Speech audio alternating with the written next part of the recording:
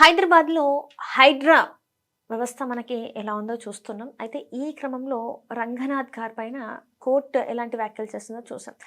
దీంతోని ఈ ఎఫెక్ట్ అంతా మళ్ళీ రియల్ ఎస్టేట్ మీద పడుతుందా అని చెప్పేసి కొంతమంది మాట్లాడుతున్నారు. మరి ఇందులో ఎంతవరకు వాస్తవం ఉంది? ఏంటి అనేది మనకి వివరించడానికి ఈరోజు మనతో పాటు ఉన్నారు ప్రముఖ real estate expert doctor Nandi Rameshwar Rao గారు.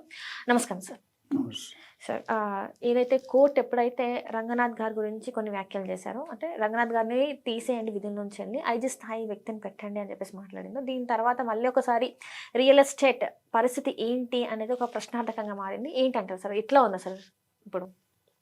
ఇది చాలా కష్టము. ఎందుకంటే హైడ్రా కమిషన్ ఇప్పుడు హైడ్రా వచ్చి దాదాపు 2+ ఇయర్స్ అయింది. అవును సార్. స్టార్టింగ్లో చాలా గడబడి చేశారు.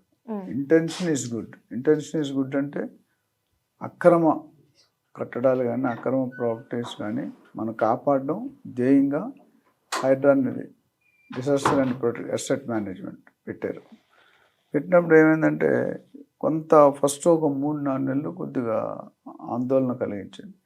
నేను అన్నీ ఉన్నట్లకి కూలగొడుతున్నారు. తర్వాత గవర్నమెంట్ కూడా స్లోగా పబ్లిక్ ప్రాబ్లం అర్థం చేసుకొని దాని మీద తగిన చర్యలు తీసుకున్నారు. చాలా వరకు ఇంప్రూవ్ అయింది. కంటిన్యూగా 2 సంవత్సరాలు పెర్ఫామ్ కూడా అవుతుంది. సో అయినప్పుడు ఏమవుతుందంటే అంటే సెట్ అలవాటు పడిపోయారు. కొత్త సిస్టమ్ పెట్టినప్పుడు చంద్రబాబు గారు వచ్చినప్పుడు బయోమెట్రిక్ సిస్టమ్ పెట్టారు సీఎం. అందులో అలగలా పడుతుంది, అన్నీ బయటపడతాయి. 1 గంటలకు వచ్చాడో బయటపడతాయి. సో అది సో తర్వాత ఇప్పుడు అందరూ అది లేకపోతే అసలు ఆఫీసులు లేవు 80%, 90%. అట్లా అయితే ఇది ఇప్పుడు ఏదైతే ఈ దిక్కర్లు ఆల్మోస్ట్ 63 కోర్టు దిక్కర్లు మన రంగనాథ్ గారి మీద ఉన్నాయి. కాబట్టి ఆయన కోర్టు మాట వినకుండా ప్రవర్తిస్తున్నాడు, బిహేవ్ చేస్తున్నారు అనే దాంట్లో దే గాట్ అంటే ఫస్ట్ అయిపోయారు హైకోర్టు జడ్జిలు. ఒకసారి కాదు 2 సార్లు. ఇన్నిసార్లు అంటే లీగల్ కోర్ట్ అంటే భయం లేదా మీకు? ప్రజలంటే అంటే ఇబ్బందులు పడతారని బాధ లేదా అనే దీని మీద ఎవరైతే బెంచ్ ఉన్నారో వాళ్ళు జైల్లో పెట్టమని బెదిరించారు. అయినా సరే ఆయన వెళ్ళలేదు. అంటే చట్టానికి అనుగుణంగానే చట్టానికి లోబడి నేను చేస్తున్నాను, ఇది ఎట్లాంటిది కాదు అని చెప్పి రంగనాథ్ గారు మాట్లాడారు. అంత ముందు కూడా చెప్పాను, రంగనాథ్ గారు కమిషనర్ ఆఫ్ హైడ్రా. అంత మాత్రాన ఇండివిజువల్ డెసిషన్ తీసుకోవడానికి అవకాశం లేదు. నువ్వంటే ఒకటి, నేనంటే ఒకటి, నా ఇష్టం అయితే ఒకటి, వేస్ట్ అలా ఉండదు. ఎందుకంటే ఆయన వెనకాల దాదాపు 8 to 10 డిపార్ట్మెంట్స్ వర్క్ చేస్తున్నాయి. మనకు తెలీదు. Irrigation department, revenue department, RERA, ఇవన్నీ కూడా సమూహంగా ఆలోచించి పరిశీలన తీసుకొని అది ఓకే అన్న తర్వాతే ఆ ఫైల్ మీద వీళ్ళందరూ స్టాంపులు ముద్దలు కొట్టి సంతకాలు పెట్టి అప్పుడు హైడ్రా కమిషన్ గారికి వస్తుంది. సో ఆయన ఏంటంటే ఫ్రంట్ లైన్లో లీడర్ ఉన్నారు కాబట్టి టాప్ పొజిషన్లో వీళ్ళు ఇచ్చిన దానికి ఆయన కూడా క్రాస్ చెక్ చేసుకొని వాళ్ళు ఈ ఎఫెక్ట్ అంతా ఇప్పుడు మధ్యతరగతి వాళ్ళు ఇల్లులు అంటే ప్లేస్ తీసుకోవాలి, ఇల్లులు కట్టుకోవాలి అనుకున్న వాళ్ళే కావచ్చు, లేకపోతే ఎక్కడైనా మంచి ఒక బిల్డింగ్ని తీసుకోవాలనుకున్న వాళ్ళ మీద ఎఫెక్ట్ పడుతుందా? పడట్లేదంటారా? పడుతుందండి కొద్దిగా. ఎందుకంటే ఇప్పుడు వాళ్ళకి భయం, ఇప్పుడు ఇన్ని దిక్కలంటే రేపు కొనుక్కున్న నా ఇల్లు కూడా ఉంటుందా లేదా. ఈ 22 సెక్షన్ ఏ కొత్తగా వచ్చింది, 22A సెక్షన్. సో దాంట్లో కూడా అది ఇవాళ హైలైట్ అయింది. ఇప్పుడు ఎఫ్టిఎల్ బఫర్ జోన్ అనేది 2013-14లో జియో ఇచ్చారు. అప్పుడే నాగార్జున గారు కన్వెన్షన్ కట్టారు. కానీ దానికి ఏంటంటే ఫామ్ హౌస్ పర్మిషన్ ఉంది, కమర్షియల్ పర్మిషన్ లేదు. పర్మిషన్ ఉంది. సో 10 సంవత్సరాల తర్వాత వెలుగులోకి వచ్చింది, అది కొలాప్స్ చేశారు. ఈ 22A సెక్షన్ అనేది 1908లోనే ఉంది, బ్రిటిష్ నిజాం కాలంలో. 1908? సో అయితే దాన్ని 1919లో కొద్ది సవరణ చేసి కొన్ని ఐటెంలు అక్కడ చేర్చారు. కొన్ని ప్రాపర్టీ అంటే buffer zone, FTL zone, ceiling act, work board, ఇట్లా 111 ఇవన్నీ ఉన్నాయి కదా. మనం కన్జర్వేషన్ జోన్, ఫారెస్ట్ జోన్, ఇవన్నీ కూడా ఉన్నాయి. అయితే 2007లో దానికి అంతవరకు పాయింట్లు కదా, సమ్ 90+ పాయింట్స్. 2007లో మళ్ళీ అంటే ఇప్పుడు ఏమవుతుందంటే భూమి వాల్యూ పెరుగుతూ పోతుంది, భూమి తగ్గిపోతుంది, పాపులేషన్ పెరిగిపోతుంది. 1 కోటి రూపాయలు ఉన్న ల్యాండ్ ఈరోజు 300 కోట్లు, 250 కోట్లు అయింది. సో డెఫినెట్గా గవర్నమెంట్కి రెవెన్యూ కావాలి. రెవెన్యూ కావాల్సినప్పుడు ఏదో ఒకటి చేయాలి. సో 2007లో ఏం చేశారంటే అమెండ్మెంట్స్ ఇచ్చారు.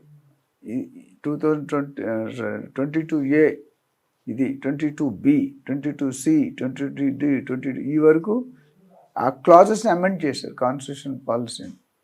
అప్పుడు వీళ్ళు మొదటి టైం లిస్ట్ చేసినట్టు ఇవన్నీ పరిగణలో లేవు. అప్పుడు హెచ్ఎండి లేదు, డిటీసీపీ లేదు, రేరా లేదు, ఎవడు పడితే ఆక్యుపై చేసాడు, ఎక్స్టెండ్ చేసాడు. ప్రైవేట్ ల్యాండ్ ఒక 80 ఎకరాలు ఉంటే పక్క 20 ఎకరాలు కాబట్టి 20 కల్పించుకున్నారు. సర్వే నెంబర్లు మారిపోయి, సర్వే నెంబర్లు జరిగిపోయి. ఇప్పుడు ఏమవుతుంటే మైక్రో లెన్స్తో చూస్తున్నారు రాను.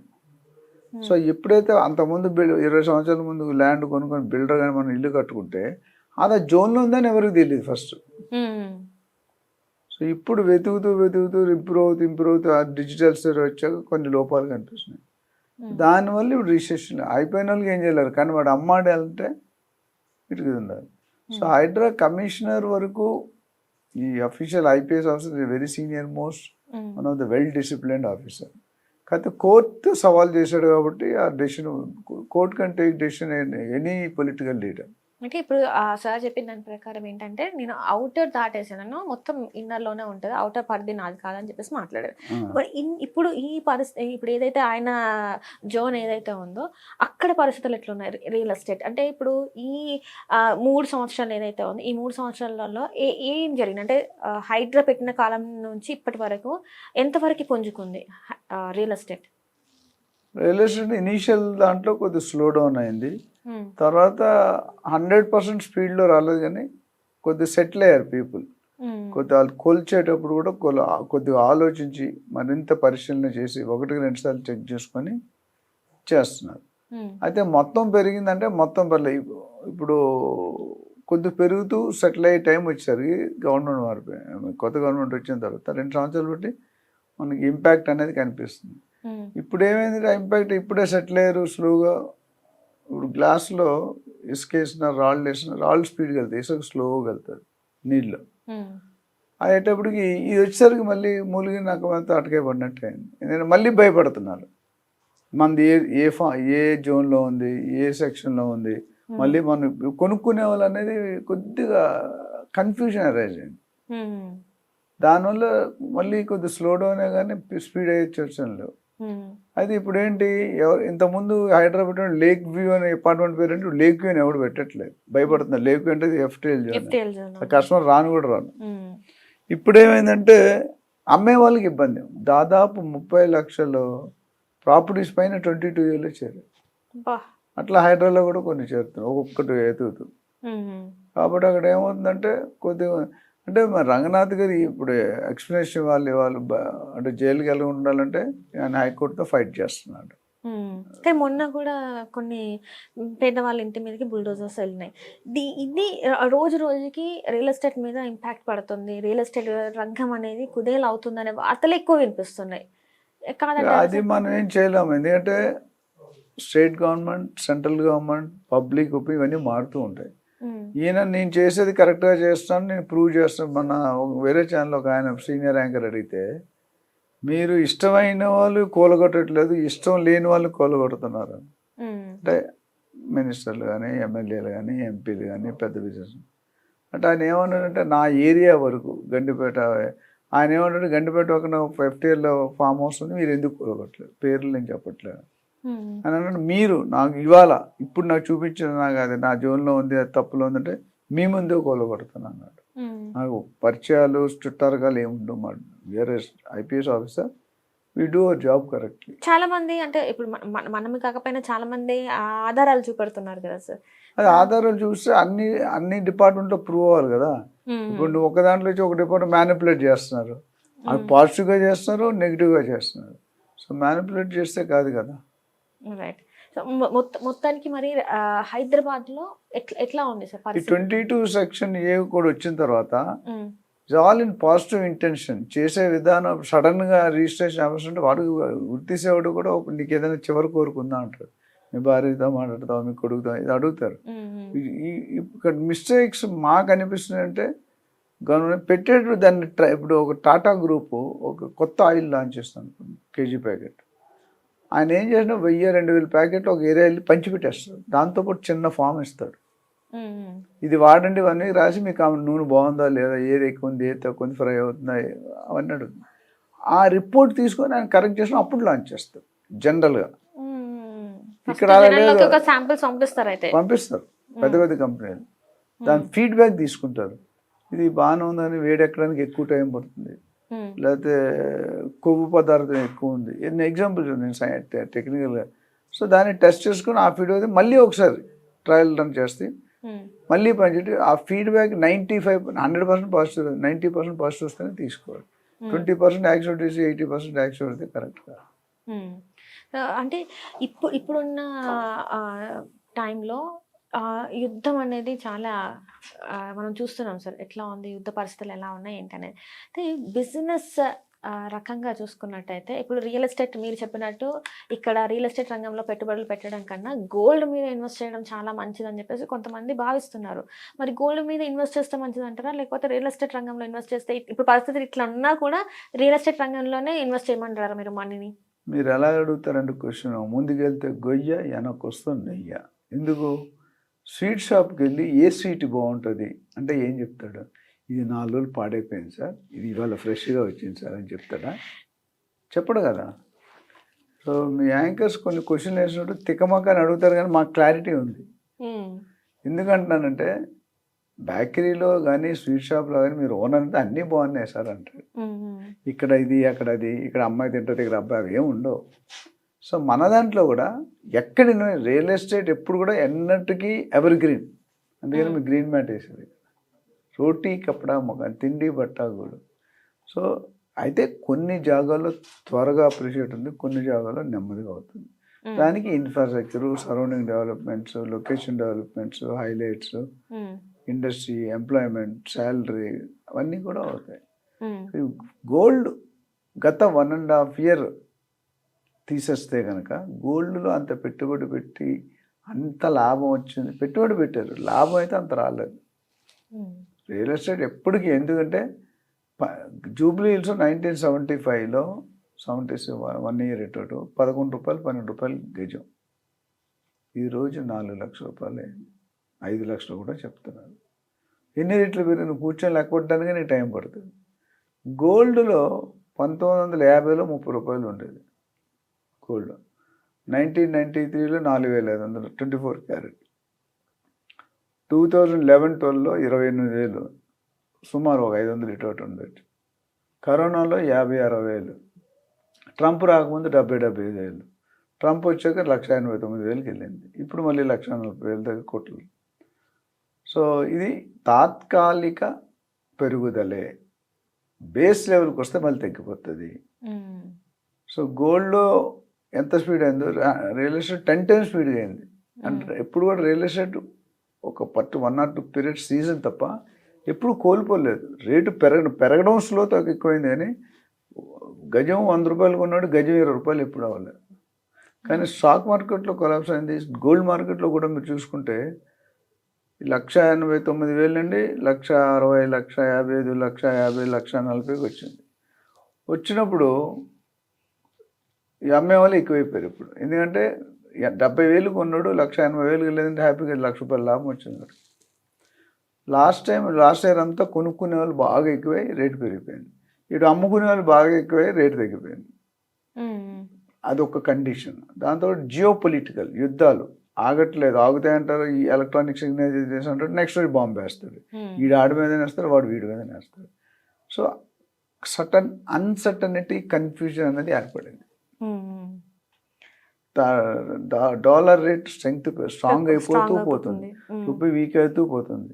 ఇప్పుడు ఎవరు నమ్మాలి? ఏది ధర్మం, ఏది న్యాయం అని ఒక సినిమా వచ్చింది. ఇప్పుడు ఎటు ఆలోచన జనాలు.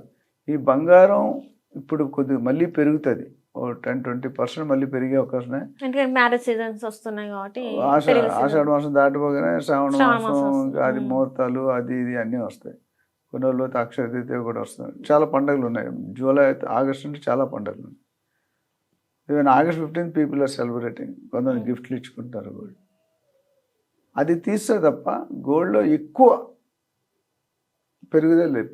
పెరుగుట విరుగుట కొరకే, ఎక్కడైనా మన సామెత పెరుగుట విరుగుట కొరకే. సో యాజ్ ఆఫ్ టుడే కొద్దిగా హైప్ ఉంటుంది గోల్డ్. బట్ నేను అనుకోవడం నెక్స్ట్ 6 to 9 months కరెక్షన్ అవుతుంది. ఇప్పుడు కొద్దిగా 3 నెలలు 4 నెలలు 3 నెలలు 3,000 4,000 పెరిగినా అడపడదప్పుడు 15 రోజులు పెరుగుతుంది, 3 రోజులు తగ్గుతుంది, మళ్ళీ పెరుగుతుంది, మళ్ళీ తగ్గుతుంది. సో ఇప్పుడు గత 6 months or 4 months నుండి ఆ 1,40,000 1,50,000 1,55,000లోనే అప్ అండ్ డౌన్. అంతేగాని 50,000 పెరిగి 50,000 తగ్గలే. జనరల్ యావరేజ్గా 5 నుండి 10,000 పెరుగుతుంది, మళ్ళీ తగ్గుతుంది. అండ్ ఇక్కడ వచ్చేసరికి 22 క్యారెట్ దాని మీద 10-12 ట్రేడ్ అవుతుంది. సో ఔన్స్ బంగారం ఎంత ఉంది అనేది క్లారిటీ. క్రూడ్ ఆయిల్ ఇంపోర్ట్స్, బంగారం ఇంపోర్ట్స్, మేజర్ ఇంపోర్ట్స్ మన ఫారెన్ కరెన్సీ అవుట్ఫ్లో అయ్యేది ఈ 2 రీజన్లో. అందుకే మోడీ గారు ఏమన్నారు, కొనకండి, తగ్గించుకోండి, మానేయండి అన్నారు. ఆ ఇంపాక్ట్ ఆయన చెప్పిన ఒక్కోడైనా 10-20% అయితే తగ్గింది. అంటే ఆ కొనుక్కోవడం తగ్గింది, బంగారం వాడుకు తగ్గలేదు. పాత బంగారాన్ని రీడిజైన్ చేసుకోండి, లేకపోతే గోల్డ్ మానిటైజేషన్లో పెట్టండి, లేకపోతే ఆల్టర్నేటివ్ ఫండ్స్ ఎదుక్కోండి అనేది చెప్పారు. సో దానివల్ల ప్రజలు సో యాజ్ ఏ హోల్ చూసుకుంటే కన్ఫ్యూజన్ స్టేట్లో అయితే ఉన్నారు. బట్ ఏదైనా రెండిట్లో పెట్టుకున్నా పెద్దగా ఇబ్బంది పడాల్సిన అవసరం లేదు. ప్రస్తుతం అయితే హైదరాబాద్లో మనం చూసుకుంటే బంగారం కొనడం తగ్గించడం బెటర్. రేట్లు పెరిగిపోతాయనే భయంతో జనాలు కొంటున్నారు, నాట్ కరెక్ట్. అంటే ఇప్పుడున్న పరిస్థితులలో హైదరాబాద్లో రియల్ ఎస్టేట్ రంగంలో ఏ ఏరియాలో ఇన్వెస్ట్ చేస్తే మనకి పెట్టుబడులు అంటే ఒక లాంగ్ పీరియడ్, ఒక 5 years 10 years తర్వాత బాగా రిటర్న్స్ వస్తాయి అనే ఏరియా ఏ ఉంది సార్? మీ దగ్గర ఎంత ఉంది, మీరు ఎక్కడ కొనుక్కుందాం అనుకో, అది ఫ్రీగా చెప్పే డబ్బులు తీసుకొని చెప్తాను. మీరు ఎట్లా అంటే అమ్మ పెట్టదు, అడుక్కు తిన్నవాడు. మీరు పెట్టరు, డబ్బులు ఇచ్చే వాళ్ళని ఇవ్వనివ్వరు, మీరు ఇయ్యరు. అయ్యయ్యో, ఎంత పెద్ద మాట అనేసారు సార్ మీరు. రియల్ ఎస్టేట్ RRR, ORR మధ్యలో ప్రస్తుతం చాలా ఫాస్ట్గా ఉంది, చాలా దూకుడుగా ఉంది. కొన్ని జోన్స్ మరీ దూకుడుగా ఉంది. మా పిల్లడు పుట్టగానే కూర్చుంటాడు, బంగురుతాడు, నడుస్తాడు, జాగింగ్ చేస్తాడు, పరిగెడతాడు, పిటి ఉషలాగా అయిపోతాడు.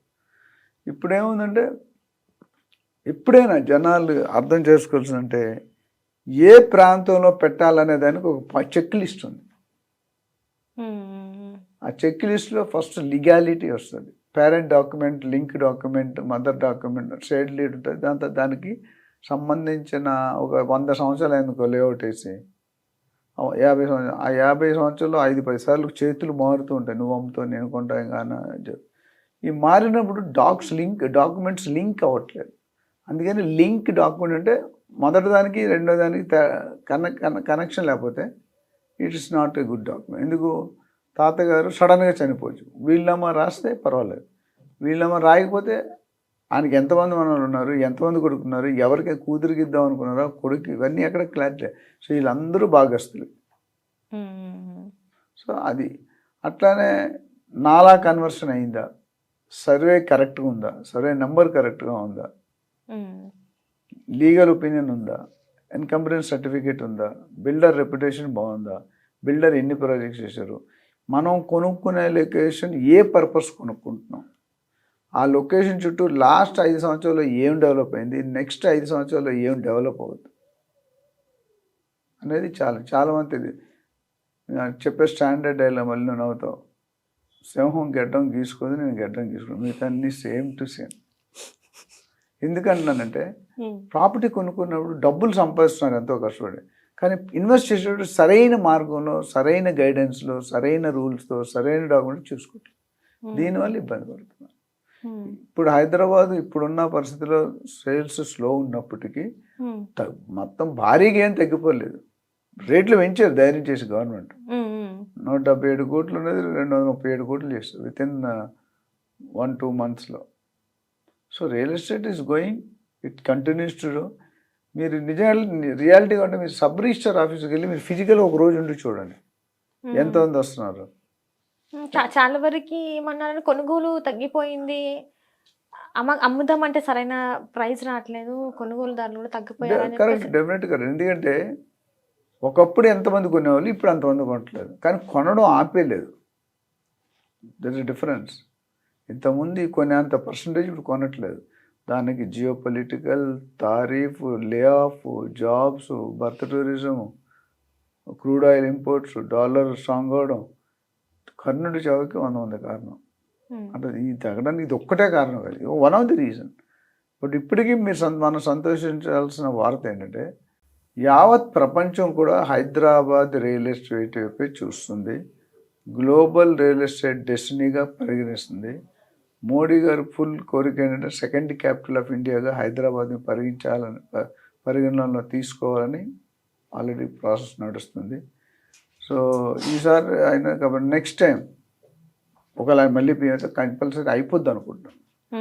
The moment Hyderabad becomes global real ఎస్టేట్ని మళ్ళీ అందరూ బ్యాక్ వస్తారు. ఇప్పుడు తెలంగాణలో కొనేవాడు తెలంగాణ వాడు మాత్రం కొనట్లేదు. Telangana, Andhra, south India, rest of India, rest of world వీళ్ళందరూ కూడా దుబాయ్లో క్రాష్ అయింది రియల్ ఎస్టేట్.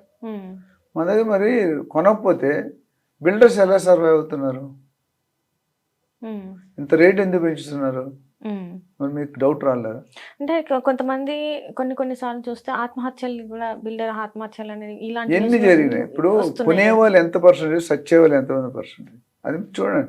మీడియా అనేది ఏదైనా చెప్తారండి, మీకు ఏమైనా 4 దుమ్ము ఉండదు, బోన్ ఉండదు, ఇటైనా తిప్పుతారు. కొన్ని ఛానల్ అటు తిప్పితే కొన్ని ఛానల్ ఇటు. నాకు ఏ ఛానల్ కోపం లేదు, బట్ రియాలిటీ, గ్రౌండ్ రియాలిటీ ఎలా తెలుస్తుంది? ఓ పెళ్ళికొడుకుని మనం సెలెక్ట్ చేస్తున్నాం, పెళ్ళికొడుకు మంచోడా లేదా పెళ్ళికొడుకుని చూసి డిసైడ్ చేస్తారా? ఎలా డిసైడ్ చేస్తారు? వాళ్ళ ఫ్యామిలీ బ్యాక్గ్రౌండ్, ముత్తాత ఏం చేశాడు, ఆ తాత ఇంకా ఈ తాత ఏం చేశాడు, కాలనీలో టాక్ ఏంటి, ఆఫీస్లో టాక్ ఏంటి, కాలేజ్ అని ఉంటాయి కదా. So they are lot of parameters. ఇల్లు కట్టి చూడు, పెళ్లి చేసి చూడు, సో రెండు ఈక్వల్. సో ఆ విధంగా మన పబ్లిక్ అంటారండి, ప్రో గవర్నమెంట్ ఒకలా చెప్తుంది, యాంటీ గవర్నమెంట్ ఒకలా చెప్తుంది. మనం రియాలిటీ చూద్దాం. ఎన్ని రిజిస్ట్రేషన్, నెలకు 6-7 వేలు రిజిస్ట్రేషన్ అవుతాయి, ఏం తగ్గాయా? ఇంత వేలు ఖర్చు పెడుతుంది. ప్రతి సంవత్సరానికి రెవెన్యూ మారిపోతుంది, యూనిట్లు అంతే ఉన్న మైండ్ సెట్ మారుతుంది, luxury mind set. 1 BHK 2 BHK 2 BHK 3 BHK 3 BHK 4 BHK 4 BHK duplex, తర్వాత ఎక్సెట్రా. సో అమ్యూనిటీస్ పెరుగుతున్నాయి, పీపుల్ శాలరీ మారుతుంది, ఆలోచన మారుతుంది, అమ్యూనిటీస్ మారుతున్నాయి, హైరైజ్ కల్చర్ వచ్చేసింది. ఇవన్నీ కూడా మనం చూసుకోవాలి. ఎందుకంటే చాలామంది బయర్స్కి ల్యాండెడ్ కాస్ట్ అనేది తెలియట్లే. ఇప్పుడు నీ దగ్గర ₹1,00,00,000 బడ్జెట్ ఉంది, బిల్డర్ ఏమంటాడు, గజం అడుగు 10,000 అంటే 2,000 స్క్వేర్ ఫీట్ ఎంత అయింది, 2 కోట్లు. మీ దగ్గర 2 కోట్లు ఉన్నాయి, కానీ సరిపోతుంది? అది చాలదు. ఎందుకు చాలదు? బిల్డర్ చెప్పిన రేటు మీద ఒక 20-30 లక్షలు ఎమ్యూనిటీస్ పడతాయి, రిజిస్ట్రేషన్ చార్జ్ పడతాయి, TDS, GST, maintenance cost, documentation process cost, surveying cost ఇవన్నీ ఉన్న మన ఇంటీరియర్స్ అదొక 20-30 లక్షలు మినిమం. సో మీకు తెలియకుండానే 50-60 లక్షలు 70 లక్షలు అక్కడ స్టక్ అయిపోతుంది.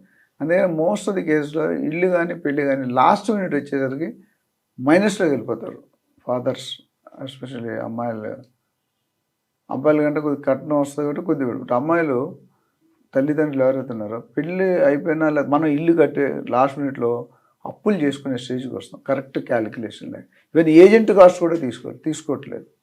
తర్వాత ఏజెంట్ ఇస్తానంటారు కానీ కాస్ట్ మర్చిపోతారు. షిఫ్టింగ్ ఛార్జెస్, హౌస్ షిఫ్టింగ్, మీరు ఎక్కడ వెళ్తే 34 ఉంటే దానికి ఒక 10,000 20,000, అది కూడా కాస్టే కదా. ఇవన్నీ కూడా తీసుకోవాలి. ప్రాపర్టీ కరెక్ట్గా ఉందా, ప్రాపర్టీ కొత్త సెకండ్ హ్యాండ్ ప్రాపర్టీ అయితే ఇంకా వేరే ఉంటాయి, ఫస్ట్ హ్యాండ్ ప్రాపర్టీ అయితే అండర్ కన్స్ట్రక్షన్ అయితే ఒకలా ఉంటుంది, ప్రీ లాంచ్ అయితే ఒకలా ఉంటుంది. సో ఇవన్నీ చూసుకొని కొనుక్కునేవాడు కొనుక్కుంటే కొద్దిగా 3 పూలు 6 కాయలు ఉంటుంది. తెలియకుండా తొందరపడి ఎమోషన్ సెంటిమెంట్లో డిస్కౌంట్లు వస్తున్నాయని కొనుక్కుంటే ఇబ్బంది పడే సూచనలు అవకాశాలు ఎక్కువ ఉన్నాయి. గతంలో రేవంత్ రెడ్డి గారు లుక్కిస్ట్ అని చెప్పేసి ఒక ప్రాజెక్ట్, కేటీఆర్ గారు అప్పుడే చెప్పారు లుక్కిస్ట్, తర్వాత ఈయన వచ్చాడు. కానీ ఎంతవరకు అది అక్కడ ఏమన్నాడు, అందరు అటు చూస్తున్నారు ఇటు చూడండి అన్నాడు. అటు ఎందుకు చూస్తున్నారు కారణం తెలిస్తే ఇటు ఎందుకు చూడాలో తెలుస్తుంది. అంటే అర్థం, లుక్ ఈస్ట్ అంటే ఇటు ఈస్ట్, ఇటు వెస్ట్, అటు సౌత్, ఇటు నార్త్. సో లుక్ వెస్ట్ ఎందుకు చేస్తుంది? మీరు అందరూ ఈ ఆఫీసులు లుక్ వెస్ట్లో ఎందుకు పెట్టుకున్నారు? మీరు వెళ్ళి బోడుపల్లో పెట్టుకోవచ్చుగా. అక్కడ అంత మైలేజ్ లేదు, డెవలప్మెంట్స్ లేవు. కేసీఆర్ ఉన్నాడు అంటే అసలు ఈస్ట్ అనేది జస్ట్ ఎజెండా ఏం లేదు. ఇప్పటికే మన రేవంత్ రెడ్డి గారు వచ్చాక కొద్దిగా అట్లీస్ట్ ప్లానింగ్లో పెట్టారు. ఆయన ఒకే వెస్ట్ జోన్ బాగా డెవలప్ చేశారు. ఆయన చేసిన ఆయన డిఫరెంట్ బెనిఫిట్స్ చేశారు. బట్ ఈస్ట్ వైపు Vijayawada highway, Sagar highway, Warangal highway, Kompally highway పెద్దగా చెప్పుకోవడానికి అంటూ లేవు. బెంగళూరు హైవే, ముంబై చెప్పుకోవడానికి చాలా ఉన్నాయి. ఇప్పుడు శ్రీశైలం భారత్ ఫ్యూచర్ సిటీ అన్నాడు. ఎక్కడుందో నేను మాట్లాడాను, మీకు తెలుసు, లాస్ట్ టైం మనం చేసాం. ఎక్కడ వేసిన గొంగలు అక్కడే ఉన్నాయి. అంటే దానికి అనేకమైన ఛాలెంజెస్ ఉండొచ్చు స్టేట్ లీడర్కి, సీఎంకి. అది ప్రజలు పట్టించుకోరు. ప్రజలు ఏమంటే యాజ్ ఎ గవర్నమెంట్ మిమ్మల్ని ఎన్నుకున్నా, మీరు మాకేం బెనిఫిట్లు ఇచ్చారు. ఇందిరా మిల్లులు కానీ చూసాం మనం, 22A ఫామ్ కానీ, హైడ్రా కానీ. మంచి చెడు రెండు చూడాలి, వాస్తవాలు అవాస్తవాలు రెండు మాట్లాడుకోవాలి. కానీ కొంతమంది ఒక సైడే చూస్తే ఒకవైపే చూడు, రెండో వైపు చూడొద్దు, మాడి మెస్ అయిపోతున్న డైలాగ్ ఉంది. సో ఇక్కడ ఒకవైపు చూస్తాం, రెండు వైపులు చూడాలి మనం. అంటే ఇప్పుడు ఫైనాన్షియల్ డిస్ట్రిక్ట్ లాంటి ఏరియాలు, ఇప్పుడు నానక్రామ్ కూడా ఇలాంటి ఏరియాలన్నీ చాలా వరకు అసలు ఒకప్పుడు అడవి లాంటి ప్రాంతాలు అవి. అలాంటి ప్రాంతాలు ఏమో ఒకటేసారి వాటికి ఇట్లా భూమి వచ్చేసి మొత్తం అక్కడ అసలు కొనాలి అంటే ప్రైజెస్ ఘోరంగా ఉన్నాయి. కానీ ఎప్పటి నుంచో ఉన్న ఈ ఇప్పుడు లుకెస్ట్ అనే ఏరియాలో ఎందుకు అంత లేదంటారు? టైం పడుతుందండి. దేనికైనా గవర్నమెంట్ డెవలప్ అవ్వాలి, బెనిఫిట్స్ ఇవ్వాలి. ఏం కావాలి స్టేట్ గవర్నమెంట్కి? విటమిన్ ఎమ్ లోపించి నువ్వు ఎంత పెద్ద తోపైన యాంకరింగ్లో ఛానల్ పనిచేయదు, అది ఇండస్ట్రీ పనిచేయదు. సో పబ్లిక్ ఏం చూస్తారంటే జో దిక్తా హై ఓ బిక్తా. అక్కడ ఏమి కనిపించకపోతే నువ్వు చెప్పిన వాటిని నమ్ముతారా? నేను చెప్పిన రేపు భారత్ విజయ్ 2 సంవత్సరాలు అయిపోయింది, అవుతుంది. అది స్టార్ట్ అవడానికి 2 సంవత్సరాలు పెట్టింది, ఇంకేం స్టార్ట్ అవ్వలేదు. సో గవర్నమెంట్కి ఉన్న ఛాలెంజ్లు కొన్ని ఉంటాయి, అది వాళ్ళు సార్ట్అవుట్ చేయడానికి ట్రై చేస్తున్నారు. సో చాలామంది అడుగుతారు, సార్ ఇవాళ పెడితే నిన్న ప్రాఫిట్ కావాలండి, ఇవాళ పెడితే నిన్న ప్రాఫిట్ కావాలి. అది వర్కౌట్ కాదు. చెప్పుకోవడానికి చెప్పేవాడికి ఎప్పుడు వినేవాడు, అమ్మేవాడికి ఎప్పుడు కొనేవాడు. సో అది మనం దట్ సెంటిమెంట్ మార్చాలనుకుంటే ఇంట్రెస్ట్ ఉంది నాకు అనిపిస్తుంది. బట్ చేయడానికి మనకి ఇన్ఫ్రాస్ట్రక్చర్ ఫెసిలిటీ లేదు. షాదాబ్ లాంటి ఏరియాలు పెరిగిపోతున్నాయి. షాబాద్ లాంటి ఏరియాలు చాలా వేగంగా. అక్కడ ఎందుకు పెరుగుతుంది అంటే 2 ఎస్సీ చెట్లు ఉన్నాయి, సీతారాంపూర్, చందన, రిలయన్స్, మైక్రోసాఫ్ట్, అమెజాన్ అలాంటి కంపెనీలు 40-50 ఎకరాలు కొనుక్కుంటూ పోయారు. ఎంప్లాయ్మెంట్ క్రియేట్ అనే నమ్మకం ఉంది. బట్ ఈస్ట్లో ఏముంది? 1-2 తప్ప. యాదగిరి టెంపుల్కి వచ్చేవాళ్ళు ఎవడు ఉండడు అక్కడ. ఉంటాడు, ఓ రోజు అద్దెకంటే వెళ్ళిపోతాడు. కొనుక్కుండాలి అనుకున్న వెరీ శాంతివనం అని ఉంది, కనా శాంతివనం, బెంగళూరు హైవేలో. అక్కడ ఇల్లులు కట్టుకొని ఉంటారు 1000 గజాలు. ఇప్పుడు చిన్నజీయస్వామి ట్రస్ట్ ఉంది, అక్కడ కూడా ఓఆర్ఆర్కి దగ్గర, RRR దగ్గర, ఎయిర్పోర్ట్కి దగ్గర, ఇండస్ట్రీ జోన్ దగ్గర, స్పోర్ట్స్ జోన్ దగ్గర ఇన్ని అవకాశాలు. అవి కొనుక్కుంటారు, ఇవి కొనుక్కుంటారు. అక్కడ ఇందులో సగం అవకాశాలు చెప్పండి.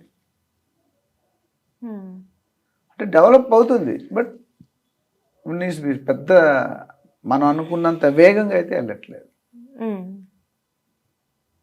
సో దానివల్ల ఈస్ట్ జోన్ అనేది లుక్ ఈస్ట్ అనేది అనుకున్నారు, కానీ అన్ఫార్చునేట్లీ అంత డెవలప్మెంట్ రాలేదు. ప్లానింగ్లో ఉండేది పాత గవర్నమెంట్, కొత్త రెండింటి కూడా. So they are facing land pooling challenges. ఇప్పుడు మెట్రో స్టేట్ ఉంది ఎక్కడ?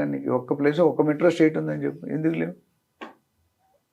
అంటే ల్యాండ్ ఏదైతే ఉంటుందో ల్యాండ్ ఓనర్స్ ఇవ్వట్లేదు. అక్కడ గుడో, మాస్కో టెంపుల్ ఏదో ఉంటే అది తీసుకొని టచ్ కనిపించవు అక్కడ. సెంటిమెంటల్ ఎమోషనల్ ఫీల్డ్ అది. So you need to understand. So ఇప్పుడున్న పరిస్థితులలో ఇప్పుడు ఇంత మంచిగా ఇన్ని ఉంటేనే ఇన్ని అడ్డంకులు వస్తున్నాయి ఏదన్నా కన్స్ట్రక్ట్ చేయాలంటే. మరి 4th సిటీ అని చెప్పేసి ముఖ్యమంత్రి గారు అనౌన్స్ చేసేసిండ్రు. ఖచ్చితంగా అక్కడ పెట్టుబడులు కూడా వస్తున్నాయని చెప్తున్నారు. కమిషనరేట్ అక్కడ రెడీ అయిపోయింది. మరి దాని పరిస్థితి ఏంటంటే FCDA బాడీ ఆఫీస్ కూడా పెట్టేశారు, ఫ్యూచర్ సిటీ డెవలప్మెంట్ అథారిటీ. అంటే వాళ్ళు స్టెప్లు వాళ్ళు తీసుకుంటున్నారు. మేనిఫెస్టోలో 100 ఐటమ్స్ పెడతారు మా సీఎం కానీ పిఎం కానీ. ఆ 100 పనులు చేయాలనుకుంటారు ఇంటెన్షన్, కానీ చేయలేకపోతున్నారు. There is a slip between the cup and the lip. ఆ స్లిప్ వల్ల స్లిప్ అయిపోతున్నారు. ఎందుకు? ఎస్టిమేషన్ ఎంత ఉంది, ఇంత చేయాలి, ఇది చేయాలి, ఇలా చేయాలి, ఇలా చేయాలని. బట్ చేయడానికి ఆ థింగ్స్ రిసోర్సెస్ అనేది కుదరాలి. రిసోర్సెస్ లేవు. శ్రీశైలం ఆల్రెడీ 70-80 వేలు అమ్ముతున్నాయి. 50,000 తక్కువ లేదు ల్యాండ్ హైవేకి పక్కనే. ఎంతమంది 80,000 పెట్టి కొనుక్కుంటారు? కొనుక్కునేవాడు ఆల్రెడీ తుక్కుగూడలో 1,25,000, 1,00,000 ఎన్ని గజాలు కొనుక్కుంటాను? మీ బాస్ నీకు ₹1,00,00,000 ఇచ్చినా చాలు. 80,000 అంటే 100 గజాలు ఎంతో నీకు తెలుసు. సో అక్కడ ఇష్యూస్ ఉంది. సో ప్లాట్కి ₹1,00,00,000 2 కోట్లు పెట్టే హీరో లేడు ఇప్పుడు. ఫ్లాటే రావట్లేదు, ఇంక ల్యాండ్ ఏమొస్తుంది? ఎలా అంటారు సార్? మరి ఇప్పుడు ఒకవేళ ఇన్వెస్ట్ చేయాలి, తక్కువ అమౌంట్ ఉన్న వాళ్ళు ఇన్వెస్ట్ చేయాలి అంటే ఎలా, ఎక్కడ ఇన్వెస్ట్ చేయాలి? మరి దూరంగా పరిగెట్టాలి, అంతే అంటారు. దగ్గరగా రాదు. నాకు అవ్వ కావాలి, బువ్వ కావాలంటే ఏదో ఒకటి 2 గుర్రాల మీద సవారీ చేస్తే లైక్లీ టు కొలాప్స్. సో కొనుక్కునే వాళ్ళు కళ ఉండకూడదు అనట్లేదు, ఉండాలి. కానీ 1 టైర్ నుండి 2 టైర్కి, 2 టైర్ నుండి 3 టైర్కి వెళ్ళాలి. లేదా మన సిటీకి 50, 60, 70 కిలోమీటర్లు, 80 కిలోమీటర్లు వెళ్తే మీకు 5,000, 10,000 దొరుకుతుంది గజం. నేను శంషాబాద్ ఎయిర్పోర్ట్ పక్కన ఉండాలి, ఇలా చంద్రబాబు నాయుడు గారి ఇంటి పక్కన ఉండాలంటే వర్కౌట్ కాదు. ఇప్పుడు ఫ్యూచర్ సిటీలో ఒకవేళ కొనుగోలు చేయాలంటే చేయొచ్చు అంటారా? మరి ఇప్పుడున్న పరిస్థితి నా పర్సనల్ ఒపీనియన్ వద్దంటారు. ఎందుకంటే it will be very highly expensive. షాద్ నగర్లో 25-30,000, 20,000 నుండి 30,000-40,000 దాకా మంచి బిట్లు 30, 40, 50 కిలోమీటర్ దూరంలో దొరుకుతున్నాయి. శ్రీశైలం కూడా ఏం తక్కువ కాదు. కడతాల్ అనే ప్లేస్ ఉంది. కడతాల్ అనేది నీకు ఆల్మోస్ట్ 80-85 కిలోమీటర్ సిటీ నుండి. ఇది 50-60 కిలోమీటర్లు ఉంది. ముంబైలో సంగారెడ్డి, పెద్దాపూర్ అది అంతే ఉంది, 60-70లో ఉంది. ఇది ఇంకా ఎక్కువ వెళ్తున్నాం. ఇప్పుడు తుక్కుగూడ, ముచ్చర్ల, కందుకూరు, కడతాలు, అమంగలు, కలవకుర్తి, అంత కలవకుర్తి 125 కిలోమీటర్స్. బెంగళూరు ఏముంది, కొత్తూరు, నందిగామ, షాద్ నగర్, బూర్గుల, బాలానగర్, జడ్చర్ల, మహబూబ్ నగర్ అంతవరకు వెళ్ళిపోయాను. ముంబై హైవేలో Sangareddy, Peddapur, Sadashivpet, Budera 120 kilometres. So it depends upon your purpose, your holding capacity, your need. ఉండాలనుకుంటే సదాశివపేటలో ఉండలేరు మీరు. లాంగ్ టైం పెట్టాలంటే Sadashivpet is good, Peddapur is very good. Sangareddy after అంతా 40-50 వేలు. సంగారెడ్డి ముందు అయితే నీకు 60-70-80 ఉంది. సంగారెడ్డి, పెద్దాపూర్, రుద్రవరం ముందు వస్తుంది. పెద్దాపూర్ తర్వాత వెళ్తే ఇంకా చాలా పడుతుంది. ఇప్పుడు నేను ఒక ప్రాజెక్ట్ చూశాను, పెద్దాపూరు సంగారెడ్డి తర్వాత వస్తుంది. 180 గజాల్లో ఆల్మోస్ట్ క్లోజ్ టు 200. G+1 ఇల్లు 2.5 కోట్లు చెప్తున్నారు. 183 స్క్వేర్ యార్డ్స్ ఎంత పడిందో లైక్ చేసుకో. ప్రస్తుతం ల్యాండ్ 35,000 అమ్ముతున్నారు అక్కడ. మీ రిక్వైర్మెంట్, మీ కెపాసిటీ. అందుకని మాలాంటి రియల్ ఎస్టేట్ అనలిస్టులు, ఎక్స్పర్ట్స్ ఏం చేస్తుంటే నీ డబ్బు ఎంత ఉందో మేము ఒక 30-40 క్వశ్చన్లు ఉంటాయి మీకు, అవి ఆన్సర్ చేస్తే దాన్ని బట్టి మీకు ఏది సరైన ప్రాపర్టీ, సరైన లొకేషన్, సరైన డెవలప్మెంట్ అన్నది మనం గైడ్ చేసాం. దాదాపు మనం రియల్ టాక్స్ ఉన్న మా కంపెనీ ఫౌండర్ అండ్ CEO దాదాపు 30,000 మంది బయర్స్కి, ఇన్వెస్టర్స్ని గైడ్ చేసిన ఘనత ఉంది. And wherever we suggested to people, వాళ్ళు హ్యాపీ, వెరీ హ్యాపీ. వాళ్ళు నా ఛానల్లో ఫీడ్బ్యాక్స్ ఉంటాయి, కస్టమర్ ఫీడ్బ్యాక్స్. ముంబైలో కూడా వినిపిస్తే టైం ఉండలేదు కూడా. సో మనం ఇచ్చేది ఏంటంటే, మనం ఇచ్చే quality service, consistent service, dedicated service, dedicated properties with all approvals in gated communities with a guarantee of 4 to 6 years me property double అవుతుంది, 2 రెట్లు. 10 సంవత్సరాల్లో 5 to 6 times. అండ్ మీరు ఇక్కడ ఎందుకు పెట్టాలనేది మేము లాజిక్ చెప్తాం. మీకు ఏం చెప్తామంటే, ఇక్కడ పెడితే ఏ రీజన్స్ వల్ల మీ డబ్బులు రెట్టింపు అవుతుంది, ఏ రీజన్ వల్ల మీకు రెట్టింపు కాదు. హైవే ఫేసింగ్ కొనుక్కోవాలా, 2 kilometers కొనుక్కోవాలా, 10 kilometers. హైవే ఫేసింగ్ 30,000 ఉందనుకోండి, 10 kilometers తర్వాత 10,000 ఉంటుంది. ఇది 5 సంవత్సరాలు అయితే 50 సంవత్సరాలు పడుతుంది. ఇప్పుడు మెయిన్ రోడ్ 10 kilometers వెళ్తాం అనుకో, వెళ్ళావు కదా. ఇప్పుడు మెయిన్ రోడ్డుకి 4-5 బిల్డింగ్ ఉంది. హైవేకి కొద్దిగా ఎక్కువ ఉంటుంది. అదే 10 కిలోమీటర్స్ ఉంటే నువ్వు ఎక్కడ ఉంటావు ఎవరికి తెలియదు, నీకు తప్ప. కొన్ని కంపెనీ అడ్రస్ ఉంటాయి, ఎక్కడో ఆ పేరు ఎప్పుడు వినవు. పోచారం అని ఎవరు తెలుసు, తెల్లాపూర్ అని ఎవరు తెలుసు 20 సంవత్సరాల క్రితం. ఇప్పుడు ఆ పేర్లు ఎక్కువ వినిపిస్తుంది. తెల్లాపూర్లో దాదాపు 70, 80, 90 కోట్లు అయిపోయింది ల్యాండ్ ఎకరం. నాకు తెలిసినప్పుడు 25 సంవత్సరాల క్రితం 35, 40, 50 లక్షలు ఎకరం ఉండేది. ఈరోజు 0.00 యాడ్ అయిపోయింది. సో పెట్టుబడి వాళ్ళు మీరు individual plots I don't suggest. Gated community with all legality. దేనికైనా ఇంపార్టెంట్ మీకు రేటు పెరగాలి అంటే ఇన్ఫ్రాస్ట్రక్చర్ అంటే flyovers, bridges, roads, airport, metro, MMTS, auto stand, bus stand, ఇవి ఉంటే తిరగడం మిగతా అన్ని స్లో డెవలప్. రైల్వే స్టేషన్, ఇప్పుడు బుల్లెట్ ట్రైన్ వస్తుంది, 2 hours వెళ్ళిపోతుంది. 10 గంటలు వెళ్ళాలని 2 hours. మీరు టికెట్ కాస్ట్ ఎక్కువ, బట్ పీపుల్ డబ్బులు ఖర్చు పెట్టినట్టు మీరు సర్వీస్ ఇస్తే డబ్బులు ఖర్చు పెడతారు. ఇప్పుడు మీరు బండి మీద మీరు ఆ టిఫిన్ తినాలి, రోడ్ సైడ్ ఒక బండి ఉంటుంది, వేడి చేసి పెడతారు, కొద్దిగా యాంబియెంట్ బాగుంటుంది. ప్లేట్ ఇడ్లీ 30 రూపాయలు అట్లా ఉంటుంది. అదే మీరు షాన్బాగ్, స్వాగత్ వెళ్తే 100 రూపాయలు ఉంటుంది, 18 చట్నీస్ 100, 120. తాజకిష్టాకి వెళ్తే ఇంకా 400-500 ఉంటుంది. మరి 3 మినపప్పు లేకుండా వస్తాయా? లేదు. మరి ఎందుకు రేట్ ఇచ్చారు? So people psychology, mentality, luxuriness, affordability ఇవన్నీ కూడా పెరుగుతుంది. So we're in a right place. చాలా మన RRR వస్తే మన రూపురేఖలు ఇంకా ఆల్రెడీ కొంత మారింది. అందుకని నేను చాలా వీడియోస్లో చెప్పింది ORR, RRR ఈజ్ ఎ G-క్యూబ్. G-క్యూబ్ అంటే God given gift to Telangana. అది లేకపోతే ORR రాకముందు నేను ఎంత బాధపడ్డా నీకు తెలుసు కదా. పంజగుట్ట ఫ్లైఓవర్లో మాకు 1.5 గంట పట్టేది ట్రాఫిక్ క్రాస్ అవ్వడానికి. బేగం ప్యారడైజ్ కానీ, ఇటు పంజగుట్ట కానీ, లేదా ఇప్పుడు కేబుల్ బ్రిడ్జ్ కానీ, హౌ మచ్ టైమ్ ఈ spend. Now we are not spending. RRR వస్తే ఇంకా తెలంగాణ నుండి హైదరాబాద్ రావడానికి బార్డర్, తెలంగాణ బార్డర్ అనేది ఇప్పుడు 4 గంటలు పడుతుంది సుమారు, అప్పుడు 2 గంటలే పడుతుంది.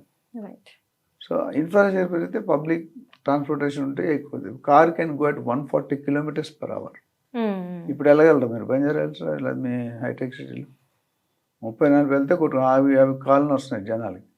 మోకాలు నీ రీప్లేస్మెంట్ డాక్టర్స్ బాగోతుంది. మీరు అడిగిన ఎవరైనా స్పెసిఫిక్ క్వశ్చన్, నాకు ఇంత బడ్జెట్, ఈ ఇల్లు కొనుక్కోవాలనుకుంటాను, ఈ ప్లాట్ కొనుక్కోవాలనుకుంటాను, ఫ్లాట్ కొనుక్కోవాలనుకుంటే వాళ్ళకి కంప్లీట్ అనాలిసిస్ ఇస్తాం. మీరు ఎంత బడ్జెట్లో ఎక్కడ వస్తుంది. 30 లక్షలకి ప్లాట్ వస్తుంది, 20 లక్షల కూడా 2 crore ప్లాట్ వస్తుంది, DTCP, HMD అప్రోచ్.